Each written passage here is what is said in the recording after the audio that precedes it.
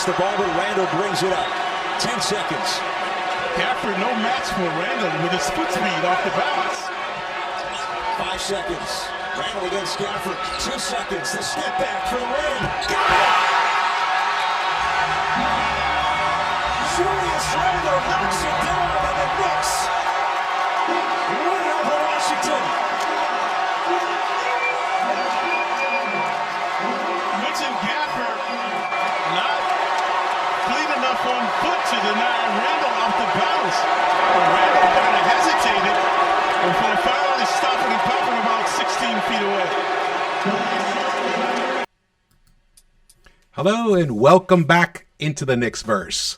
If you have not subscribed yet, please do so, and thumbs ups. And drop your comments. Love the comments. My name is George, and today we're going to talk about the final preseason game. We're going to wrap up all of preseason. Can you believe what happened the other night at the Garden? The New York Knicks came back. They came back. They didn't even have the lead at all until the final few seconds of the game. They won 115-113 by a miraculous game winner, which you just saw, by Julius Randle. Nothing miraculous about it. That's a shot that he has to make. And you know what? To touch on a few things right now, there's been some concern out there in the Knicks-Verse that, maybe a different kind of play should have been called. I totally disagree. Because this is what the NBA is about. The more passing and curling and screens that you do in the final moments of a game-winning situation, it increases the chances that you're going to make a mistake. Hence, you need your stars to hit the big winning buckets when you need them. And that's what Randle did the other night. And that's what is fantastic. Fantastic for him to feel that moment. That is something that he's going to take into the season because every game matters, as we know, according to our coach and according to the fans. I mean, you saw how the fans were reacting. They were losing their minds. I was losing my mind. I was freaking out. And I will say this. I never for 1 second thought the Knicks were going to lose this game. It got kind of hairy. It definitely did. Especially at the beginning of the fourth quarter. I was a little concerned because I kept thinking, you know what, at any moment, Knicks are going to put their foot on the gas and they're going to blow these Wizards out. That did not happen until basically the fourth quarter. They started kind of making their little move back, which is, fantastic. In the fourth quarter, Derrick Rose actually was the real star of the fourth quarter. Julius gets all the accolades, he gets the hugs and the love at the end, but without Rose's 14 points in the fourth quarter, he shot 5 of 8, 2 of 3 from the three-point line, moved the ball around beautifully. I mean, it's spectacular. Someone else who was pretty spectacular in the fourth quarter. Actually, I mean, in some ways, we don't even have a chance to come back and win without Mr. Obi Toppin. That's right. Obadiah shot 3 of 6 in the fourth quarter, 1 of 2 3-pointers, only gave us 7 points, but gave us 7 rebounds, 3 blocks, and 1 steal. Julius finished with 11 points, 2 of 2. He shot his 2 field goals. He made his 2 field goals. One of them was a 3-pointer.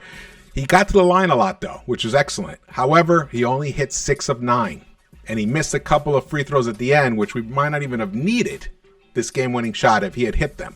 But all that aside, it's all about late game execution, and the Knicks did it, and they used small ball to win it. And this was on the night that Mitchell Robinson finally returned after about 7 months of absence, or even more, actually. And you know what? Let's talk about Mitch a little bit.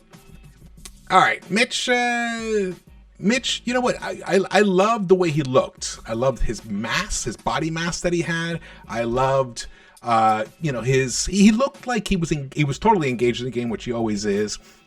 Thing is, you could see he looked a little bit out of it, a little bit rusty. I mean, which is only to be expected. I'm not even sure. I mean, this was his first preseason game that he's played, and he hasn't played since back in, I can't remember, March or February, whenever he injured his foot. And he actually, we heard today that he did have a setback. He did have a setback during the summer while he was getting better. So that kind of slowed him down, which is why this happened. But I'm glad he's back because Nerlens is still out. So you know what, he did very well. I liked his court awareness. I liked his agility, even though he put on 40 pounds.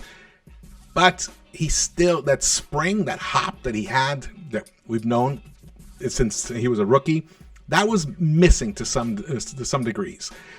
I only expect that to come back really soon as he gets more into conditioning shape. He admitted it in the post-game interview. He basically said all the right things.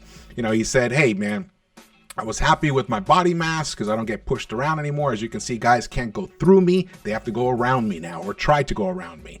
And that's fantastic. And the other thing he said is that his conditioning is, I don't know if he used the word shit, but it's shit, you know, and he knows it. He said he's going to hit the gym. He's going to hit the elliptical or whatever. He's going to get into a better conditioning to be in time for the season opener. So it was wonderful to see him. He's a very special player. He's a very, very special center, and we need him. We need him for this team to fully realize its total promise. Oh, fantastic, fantastic. Let's talk a little bit about small ball. Small ball was the difference. In fact, someone tweeted out, Mo Deyeka, sorry if I mispronounced your name, he tweeted out that Julius Randle and Obi Toppin played the final 7 minutes of the game together, and the Knicks scored 29 points in the last 7 minutes. And they did. They played outstanding defense. They gave you the rim protection that Thibs is always talking about, that he's looking for, which was one of the things that was keeping him back from actually following through and going with small ball. But I'm going to tell you guys something. He said in the post-game interview that you work on things. In fact, let's listen to it here. Like, the thing for us is it's really, the games are like tests. And so the things that you're working on in practice, you want to see what it looks like in a game. So it tells you something. And then you understand, okay, the intensity level of a preseason game is a lot different than a regular season game. So I think what the preseason has revealed to us is, you know, there's a lot of things that we have to work on to be ready for opening night. And we have to stay hungry, we have to stay focused, and we have to keep the focus on daily improvement. And so if we're doing that, and the whole idea is that you begin with the end in mind, okay? So in the end, what do we need? We want to be playing our best basketball at the end of the year. There's no shortcuts to this.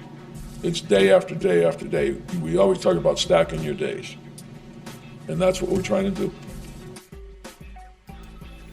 So there you see, this shows that they've been working on small ball in practice. He said it. They talk about stacking their days. Even though, and I even showed that clip a while ago, I think it was about a couple weeks ago, around when training camp was happening, he was asked about small ball. He was very quick to highlight that it didn't really work last season. But then he also pointed out that Obi is a much better player now than he was before. He has grown. Man, I really got it. I mean, 2 big thumbs up for Obi. 2 big thumbs up for Obi. All the hard work he's put in is paying off and it's showing on the court. So even though Thibs was kind of like, well, you know, we'll see. You can see they've been working on it. And now it's finally come to fruition. Now, again, preseason, but this game had the atmosphere of a playoff game, actually. Had the atmosphere of a playoff game. Even though, you know, of course, Washington didn't have Beal at the end. They didn't have Dinwiddie at the end. But, you know, they could have brought Dinwiddie. I don't even think it would have mattered, honestly. The way they were playing, it did not matter, especially the defense. Shout out to Quentin Grimes. Shout out to Quentin Grimes. His defense in the fourth quarter was outstanding. He picked up the point guard across the half court. His ability to switch off, fantastic. That's one of the things about his size. It makes it harder for the smaller guards. See, you can see right here, these smaller guards, it actually gives them more, they have to exert more energy to get around him. As you can see, they actually punished Kemba more so. Rose, I didn't notice as much, but, you know, Rose's defense has definitely come a long way. I don't consider him a liability on the defensive end on the floor, but one of the things that Quentin gives you is that when you switch off, you don't lose anything by not having the size and the agility to make up for it. He can basically cover 1 through 3. He might even can give you a few seconds, a possession or two against a 4 if you really need him to. That's what's fantastic. Here he is picking up that ball. Really happy with him. Now let's talk a little bit about some of the issues, some of the concern. And the main concern that I saw was Kemba's defense. He got cooked. He got cooked by Neto and by Holiday. I mean, they went right through him. They went around him. He's just little. And part of what he does on the defensive end is he takes charges. He's not right now getting in front of the guy in time. I think that'll come. I mean, he leads the league in charges. I think historically, basically for the last 5 years, that's been the case. So not overly concerned, but I am a little bit concerned. But that's some of the wonderful things about having so many weapons on the defensive end. Being able to bring in Grimes. We still have Miles. And Rose, he did a pretty decent job. He's still, I wouldn't say, I wouldn't put him in for defense, but he didn't embarrass himself. Let's put it that way. Unfortunately, Kemba was a little bit embarrassed by those 2 point guards of the Wizards. So that's something to keep an eye out for. I think Thibs is going to have to figure out a way to basically hide Kemba on the court. All of that will come in time. He really hasn't played with the team that much. He missed 1 game or 2 games, so he really hasn't had that much court time. And then Randle missed a game, so this will all come in time. I'm not that concerned. But, we can't have any holes. You got to seal them up. They can be tiny little gaps here and there, but not any major holes. So that's something that I hope, I'm sure they're going to be working on. I can't see that the Thibs team would not be trying to solve that problem. All right. Well, if you enjoyed this video, please subscribe and hit the thumbs ups. Drop your comments. That's very important. And watch out for the predictions video of the season. I go through every single game of the upcoming season, and I look at also what the team that the Knicks are playing, what teams they've been facing, whether it's been a back-to-back, whether they were on a road. So a lot of detail goes into it, and I hope you enjoy it. I hope you guys check it out. And again, see you guys. Oh man, what a great ending to this preseason. Woo! Actually, I want to just cut to the playoffs, man. I'm ready for that. But I'm going to enjoy every single moment, every single game. Of course, there's going to be losses, but even in the losses, these guys are going to put their hearts out on the court for us. And that's all we can expect, really. But there's going to be lots of W's. Lots and lots of W's. All right. Well, thank you for watching. Again, my name is George, and I will see you guys around the Knicks-Verse.